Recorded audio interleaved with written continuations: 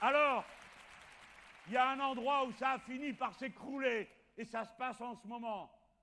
Et je vais vous dire qu'on n'a pas à être glorieux parce qu'on a mis des jours et des jours à se mettre à en parler et à s'en rendre compte. C'est à la Guyane française à laquelle nous adressons un immense salut de solidarité.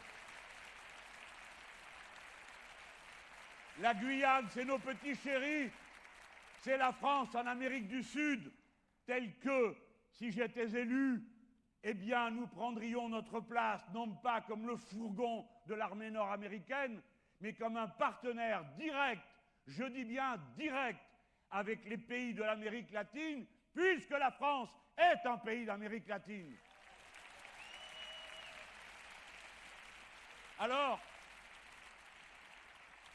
à la Guyane qui crie parce que tout s'est effondré aujourd'hui, puisqu'on est à Rennes.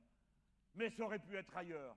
De la part de tous ceux qui s'y trouvent, le signal que nous allons leur donner, c'est que je vais lire la lettre qu'ils ont envoyée au président de la République, pour le cas où vous ne sauriez pas qu'ils l'ont fait, et pour le cas où vous ne sauriez pas que la réponse a été exactement le contraire de ce qu'ils demandent. Monsieur le Président, peut-être le savez-vous déjà par les services préfectoraux et les ministères, ce n'est pas sûr.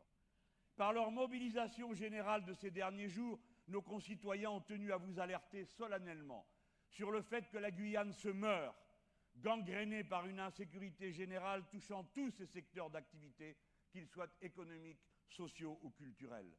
La Guyane est devenue une terre de violence généralisée.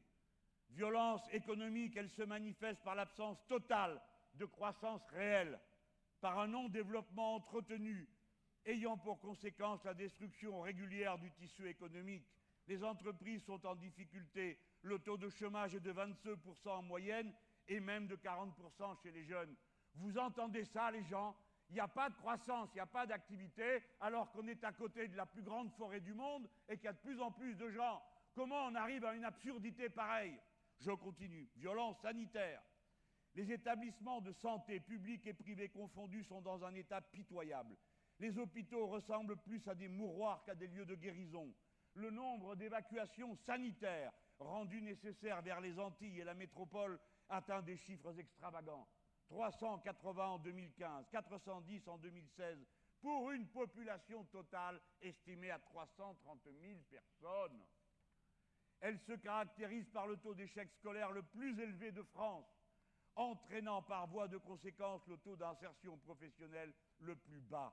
8 élèves sur 25 qui rentrent dans une classe de CP n'auront pas de travail à l'âge adulte. Violence sociale presque banalisée, elle se vit au quotidien par les constats suivants. L'inaccessibilité à l'eau courante ou à l'électricité pour 25% de nos enfants. La jeunesse minée par l'alcool et la drogue sans que personne ne s'en émeuve. La pollution des eaux et de leur faune par les métaux lourds. Le retard numérique, l'insuffisance d'infrastructures, les routes, les ponts, le reste. La difficulté d'accès aux besoins énergétiques élémentaires et l'absence de réseau téléphonique. Toutes situations inacceptables pour une terre qui se veut le phare européen de la haute technologie et du spatial aux énormes moyens. Violence fondamentale, elle se traduit par le pillage systématique de notre sous-sol et de la mer, par la capture du foncier, par une gestion arbitraire, voire discriminatoire des terres, par des organismes publics ou dépendants de l'État. Violence administrative, dépendant de l'État, tel l'ONF qui s'arroge des pouvoirs exorbitants. Violence administrative, engendrée par une réglementation tant nationale qu'européenne, complètement inadaptée à nos réalités.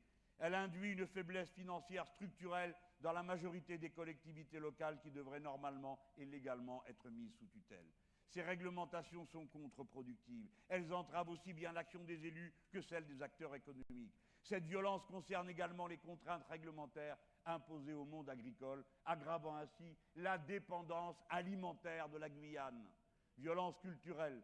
Tous ces désordres empêchent une cohésion sociale apaisée dans une société qui n'a pas les moyens d'absorber les flux d'immigrants légaux et illégaux entretenus. Enfin, violence physique. Cette violence aux graves conséquences psychologiques se décline aujourd'hui quotidien par le viol des personnes et des habitations, par le vol sous toutes ses formes, les braquages et les meurtres en croissance exponentielle contre lesquels les forces de l'ordre semblent impuissants.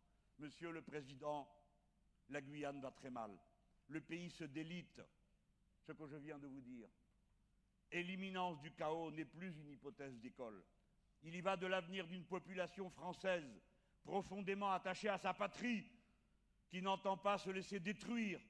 Nous vous prions instamment et respectueusement de dépêcher les ministres concernés, possédant l'autorité et la capacité à décider, afin qu'au terme d'un dialogue ouvert et constructif, des mesures urgentes, efficaces et engageant l'État puissent enfin être prises.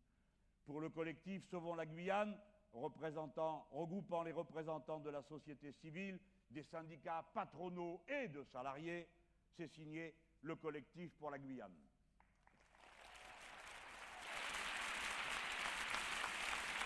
Tout ce que vous avez entendu, ce sont les questions que nous mettons à l'ordre du jour.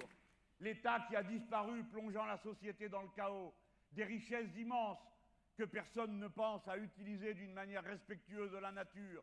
Et quand par hasard on s'en occupe, c'est pour tout détruire autour. Créer des mines qui saccagent tout, chercher l'or et pourrir les rivières et l'eau des nappes phréatiques. Voilà comment est traitée la malheureuse Guyane, mais comme un symbole exagéré, peut-être comme sous une loupe, de ce que nous vivons ici sur le sol de la métropole, et que peut-être nous ne regardons pas assez souvent bien droit dans les yeux pour nous rendre compte de ce qui se passe, et qu'au fond, d'une manière ou d'une autre, peut-être que nous sommes tous des Guyanais.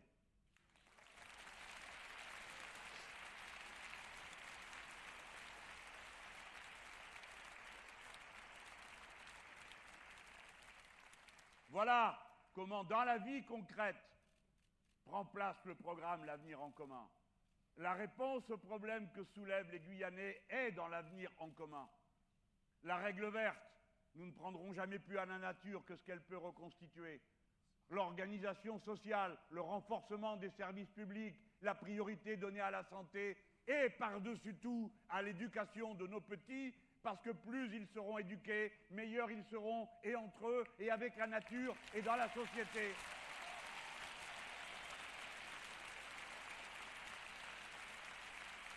À ceux qui ne cessent de dire que ça coûterait trop cher, nous leur demandons à combien ils évaluent les désastres qu'ils laissent se produire, à combien ils évaluent la catastrophe qui viendrait si, comme le dit le collectif, la Guyane sombrait dans le chaos. Et si la métropole sombrait dans le chaos sanitaire parce qu'on aura trop méprisé les installations de santé.